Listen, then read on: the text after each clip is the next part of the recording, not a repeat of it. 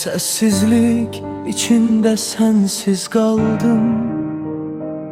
Senin yokluğun yarım kaldım. Her hatiren oldu yangın.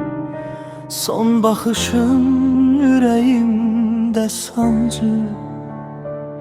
Gittiğin gün dünyam dayandı.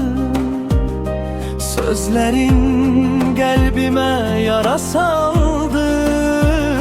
Sensizliğe razı olmayan gönlüm, bil ki bu hayata küskün. Sensiz gecelerim oldu azap. Geçsin istemezdim sensiz ömrüm. İndi yaddaşımda senin sesin. Nedir söyle bu ayrılığa sebebin? Sensiz gecelerim oldu azap. Geçsin istemezdim sensiz ömrüm. İndi yaddaşımda senin sesin. Nedir söyle bu ayrılığa sebebin? Tenha evimde etrin, yastığında kalıp telin. Sensiz yaşamak çetin, kayıt benim ömrüm güneşim. Sensiz gecelerim oldu azap.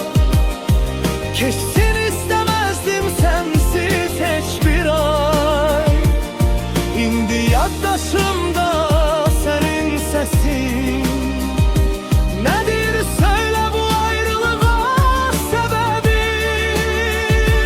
Sensiz gecelerim oldu azap. Geçsin istemezdim sensiz hiçbir ay. Her hatiren içimde bir keder. Kaş farklı olardı bizim kader. Sana bağlı ümitlerimin di paramparça. Bil ki unutmaram seni bir aya. Hatirelerinle yaşayaram bu ömrü.